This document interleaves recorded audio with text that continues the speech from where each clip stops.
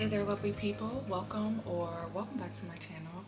Today's video, we're just gonna do a little chatting today. I have multiple works in progress that I am currently trudging through, but nothing really to share for real. So for this week's video, I thought that I would talk a little bit about my knitting journey and my experience as a knitter, because I have gotten multiple questions over the last 2 years of me sharing my hand knit items about how I got into knitting, how I learned how to knit, where do I get started. I get those questions under almost every video, so I figured I'd sit down and actually answer them today. And actually, I want to show you some of my earlier knits that are super embarrassing and really, really bad, so that you can see the reality of like the progress, the progression of gaining a skill, practicing, and being able to execute something much better after you have multiple hours and projects under your belt. So grab your hot cold beverage, whichever one, grab your little knit project, your crochet project, your embroidery, wash your dishes, whatever you're gonna do while we hang out. Grab that, let's get started, okay? So if you're new here, hello, my name is Tasha. I am a full-time professional artist, and I'm also a full-time knitting hobbyist, and I share a lot of my creative journey here on YouTube. And I just want to talk about my little upbringing really quick. I grew up in Baltimore City to an immigrant family. My family's from Jamaica. My family is from Jamaica, and I was raised by my grandmother for my childhood, and my grandmother is a maker, a craftsman, if you will. Okay, so growing up, I always watched my grandma sewing and making clothes for herself, me, other family members. I also had a cousin who was a super successful seamstress. She even had her own storefront in Baltimore City, and she she sewed beautiful gowns and dresses for me and all of the hundreds of my cousins for our special events like prom, ring dance, homecoming, whatever. She was making them. So I was always surrounded by makers, and I believe I started out my like fiber art journey doing those little like crochet hooked rugs, right? Like, I know you guys remember these. I was obsessed with those little crochet hooked rugs. And I remember making a Tweety Bird one. I remember making a flower one. I would just be in the back of the car during road trips up and down the East Coast with my little hook and all them little ass pieces of yarn, making a huge mess, but creating something beautiful. I loved it. And then I believe I had a cousin at a family reunion that tried to teach me how to crochet, and I thought it was really cool. And when I went home, I think my grandma had took me to the library, and I tried to find more books on crochet and discovered knitting as well. I was definitely a library kid. My grandma did not play them games. We was at the library every day after school, doing more work, exploring, learning, having fun, etc.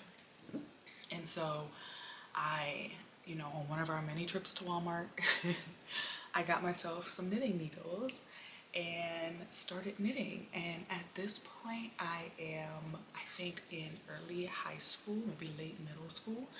And I really fell in love with knitting. I thought I was gonna like crochet because I really loved those little hook projects, but knitting was just like so mindless and so relaxing. I really do remember, and this is like retrospectively looking back at that time, seeing how much knitting these like scarves, I wasn't making anything fancy at all. I was like really drawn to like color changing yarn and variegated yarns, and I would just make these long ass scarves. Sometimes I would just take the scarf out and make it again. Like, it truly was just for the process of knitting and how calming and relaxing it made my head feel, and how I could just let time go by, and I loved it. Fast forward, we get to college, and I take my crafting stuff and all my art stuff from home with me to art school, but I didn't really use it that much. Except for, I remember like my freshman year, I think I did an art project where I like glued yarn to a board in order to make an image, kind of like coloring with yarn and hot glue. And that's something that a friend of mine in high school was really into, and I kind of tried it out then, but I wasn't really making stuff. And so fast forward through college and fast forward through a few years of adulthood, and now we're like, I don't know, in like 2021 maybe, and I have all this knitting stuff still. I still have all this yarn. My husband even had a bunch of yarn that we had like combined our stashes once we, moved in together, got together. And I really was just like, I don't know, not really thinking about it, but knew that it was always a craft that I could come back to. And I'm not really sure the first piece of content I saw that made me go like, oh snap, I still have all this knitting stuff, I can get back into knitting. But I'm pretty sure I saw some type of content on the internet of someone who made something really cool. And I was just like, wait, I want to try this. Like, I really don't remember exactly what the object was or when it clicked, but oh, actually, yes, I do. 2020 was very stressful for a lot of people, obviously. And going into 2021, I was really struggling with like really heavy anxiety symptoms. Like, I was having insane cold sweats. I was having really bad chest pain, really bad digestion, and I am someone who deals with autoimmune issues. I have 3 autoimmune diseases, and I know that stress levels are something that's super important when it comes to keeping the inflammation in my body down. And so I believe the combination of that and then seeing something online where someone made something cool made me go, oh yeah, I remember knitting being like kind of relaxing when I was a kid. Like, I should try this again, and like maybe I should try and make something like cool. So that's what I did. I grabbed my giant tote of acrylic yarn because that's what I had at the time. I was not a yarn, I'm still not a yarn snob, but I wasn't really aware of all of the different types of yarn that there were. I wasn't well versed on like different fibers or anything like that. And so of course I just get to getting online. I was on Pinterest, I was on Instagram, just looking to see like, and just getting so excited and inspired by like all of the things that people were making. I want to say I came across, and I'm a YouTube girl, obviously, hello. I came across T.O. Yarn Crafts and was really hooked. Even though she doesn't knit, it was just seeing a black woman being successful in the fiber art space was very like inspiring to me. Not that that's the path that I want to take. I was just like, okay, like, yeah, we do this, we do all the things, and we excel at them, obviously. And so I was like, sick, like, I definitely feel like I can make something cool with that's better than a scarf. And so I attempted it, and we're gonna get into that because my first few attempts in that first year were not good. And I think that that is normal. I think that it's okay to like have fun and explore and like push through the beginnings and like the growing pains of like starting a new craft, because it's just like you're not gonna be perfect at it the first time. You're not gonna be amazing and store-bought quality the first time. Like, I am living proof of that, and I'm going to show you that today, okay? And I feel like a lot of you guys, I've gained a lot of you fiber friends from my, like, all that I knit in 2025 video, which was probably my best knitting year ever. Like, I really did my big one that year and had so much fun making so many beautiful garments. And I believe like 2025 was really the year where I went from intermediate to advanced knitter. I was test knitting a ton, and yeah, that is my best foot forward. So like, you guys have seen the best I can do, so I'm going to show you where it started. First, I want to show you this sweater that I attempted to make that I kind of took apart because it does not fit, but I'm going to try it on for you so you can see how insane this looks.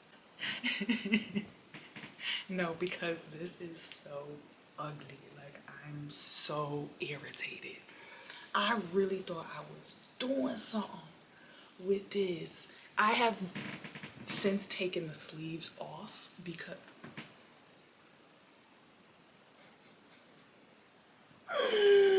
as you can clearly see, the sleeve does not, it's literally cutting into my arm.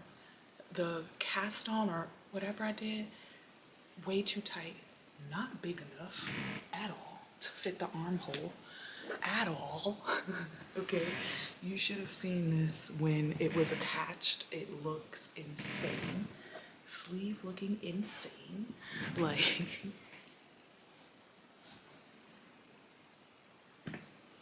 please, mind you, this is my belly button. This is my belly button. This is how. Girl, what? Can't get into the floppy, misshapen neckline, okay? This was my very first attempt at a sweater and at texture work, and I failed miserably. And I could see myself failing as I was making it, I think. I think I was just excited that it was sweater shaped. But child, I tried this one and I felt like homeboy from White Chicks.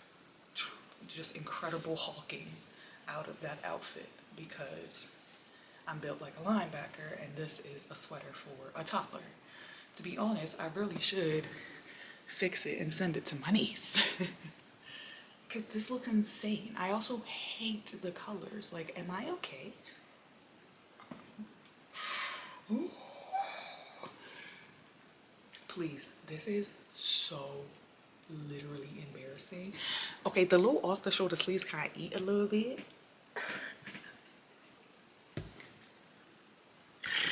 No, it's so bad. It's so bad. It's so bad. I can't even tell you what I did to make it that bad. Oh, look at the sleeve. Like, what is even happening right here? I'm so happy I can read knits now because I can clearly see, like, I messed up the ribbing right here. There are pearls where there should be knits. There are random decreases where they don't need to be. What is happening here? There's a pleat. Like, why is there a pleat at the wrist like that? What the heck? What was I doing? Oh, it's a pleat like that at both wrists. I guess I was trying to like cinch the wrists because it probably came out awful. Why do I still have this, you ask? It humbles me. Okay? I'm very humbled by this project. Because what the hell? Like, you never want to forget where you started. You never want to forget where you started.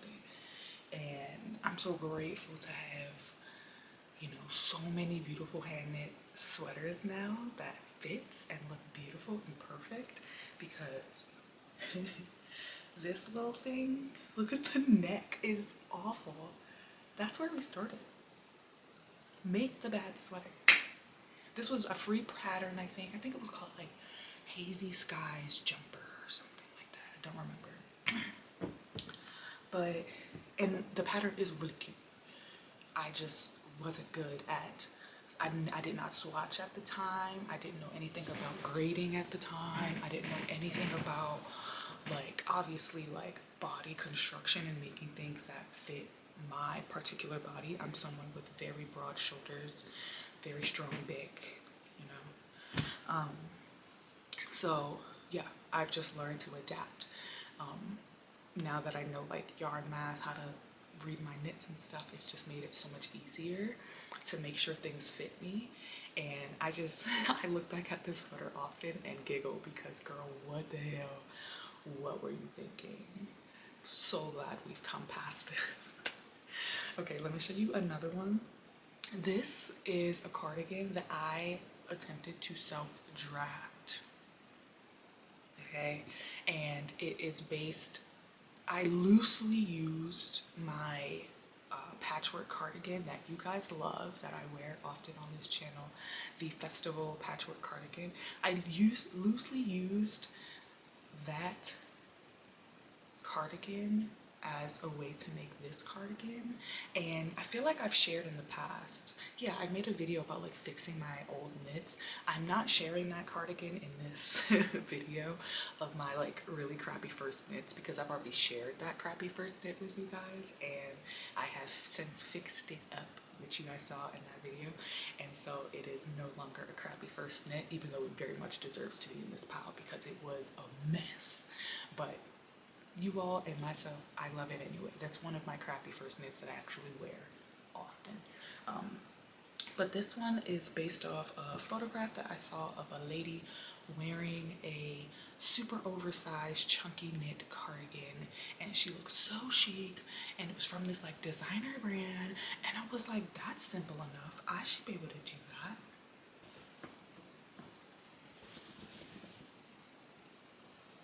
Yeah, I thought I ate with this. I have not worn this one time, okay? Because look at how goofy it is. Now, granted, it's supposed to be cuffed, but friends, this cardigan is 15 fucking pounds, you know? Nothing about this is practical or wearable. And it looks way more oversized and goofy than the inspo that I saw.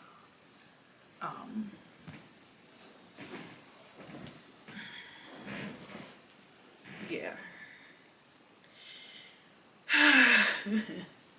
I really thought I was doing something. The V-neck ain't even. Look at this. Look at this. If I put these two V-necks together, there's a whole inch difference.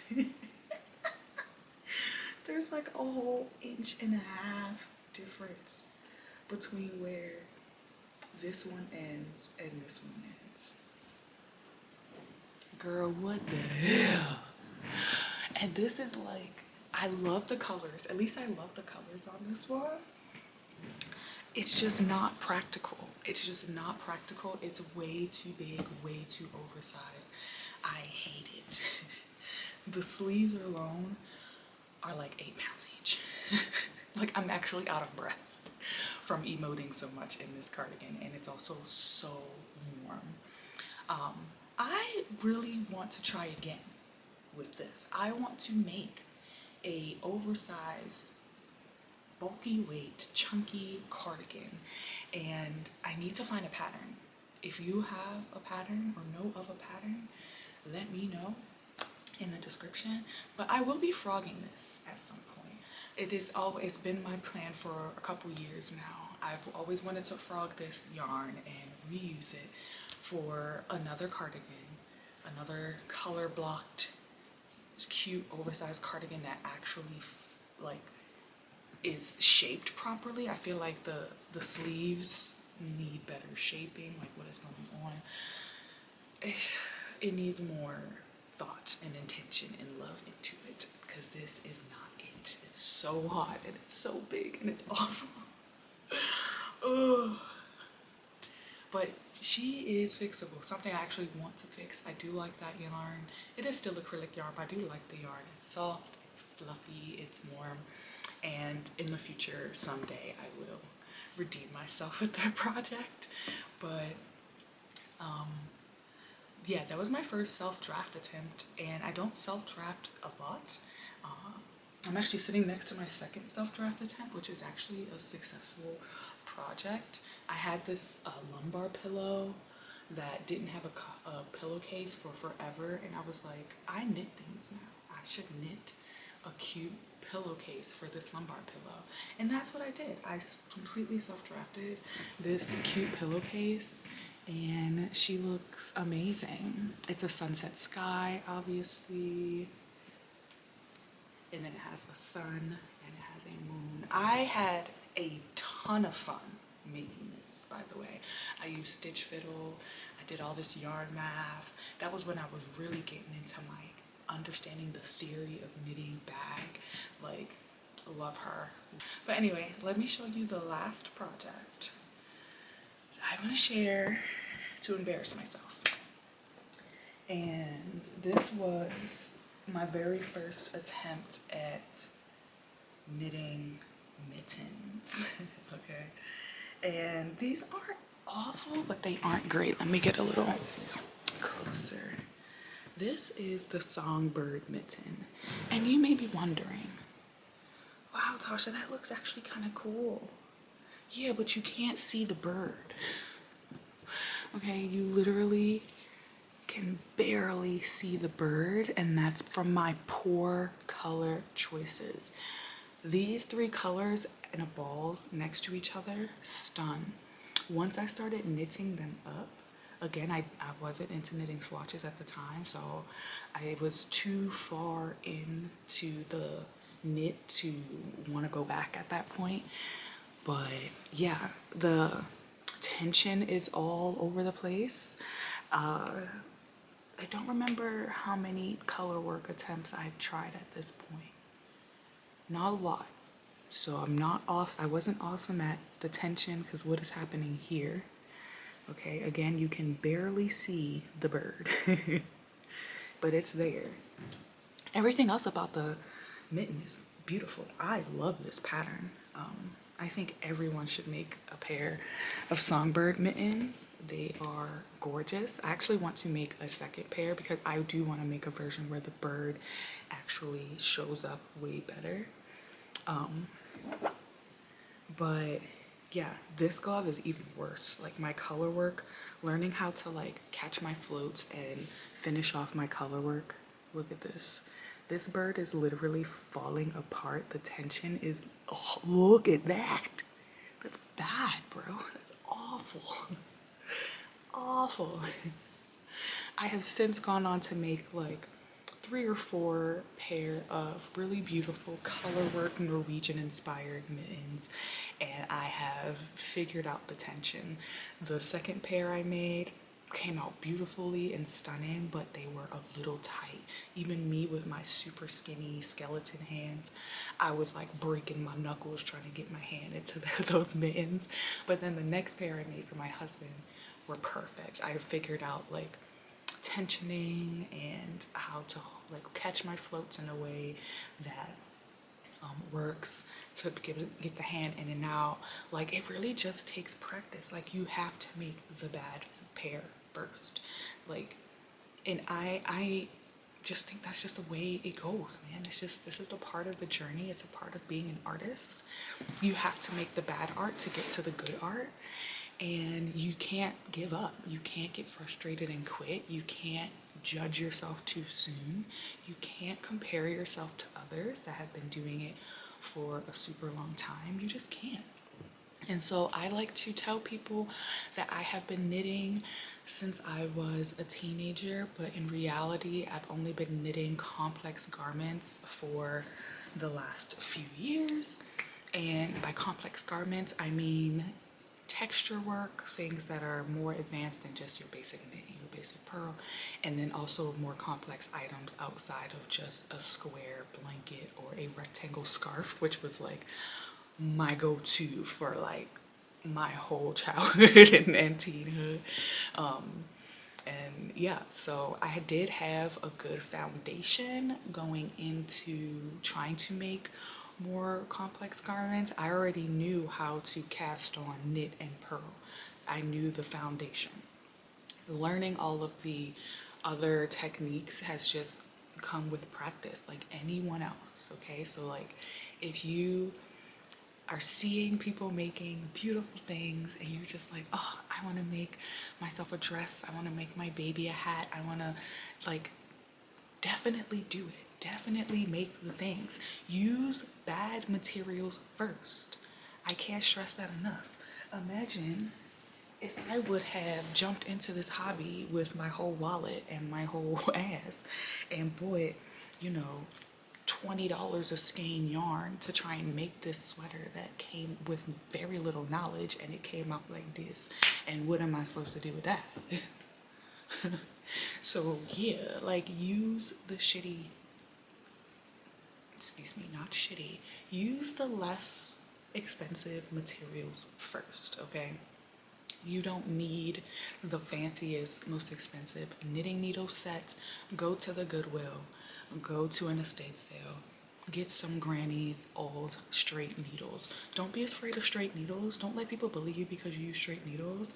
If that 50-cent straight needles and $5 bottle of yarn is all you got for now, that's what you should start with, because you don't even know what you're doing. Like, that's like, oh, it's okay to start out with shitty materials. It's okay to start out and be bad at it. It's okay to start out and it doesn't fit. I couldn't find my first beanie. I wanted to show you guys my first beanie so bad. It looks like an acorn. I have no idea what the hell I did with that thing. It looks insane. The top of it, it looks like an upside down acorn that a squirrel gnawed on. Like the top part is wonky and it looks nuts. And it really turned me off from knitting beanies for years. Like, I had attempted that beanie, it came out insane, it barely fit around my big ass head, it was not big enough, the closure looked insane and chewed up, and I didn't attempt to make another beanie for like 2 years after that. Because I thought it was hard. I was like, this is hard. And it wasn't necessarily that it was hard, it was just that I just did not have enough knitting knowledge to really understand the pattern to really execute it well. And so yeah, my advice to you is to just keep being creative, keep being curious, keep being your authentic self, and don't let the pressures of sharing your work online or other people seeing it or the like ghost of perfectionism's past stop you from, you know, creating something cool and starting something new and, you know, being a beginner at something. It's so much fun to be a beginner if you allow it to be, you know? So, yeah. I hope that you guys have had a great week. Happy Juneteenth to those who celebrate. And I will be enjoying my Sunday. I'm going to go play some volleyball with friends. I'm gonna keep working on my test knits because I am really trying to get this done so I can get back into my summer knitting bag. I need to get this cardigan on my face. But yeah, I will see you guys next week with hopefully my test knit cardigan video. Please send all of the productive juju my way that I can get this done because it has been dragging ass and I am eager to move on to other things. And yeah, so I'll see you guys in my next video. Let me know what projects you're working on right now, and I'll see you later. Bye-bye.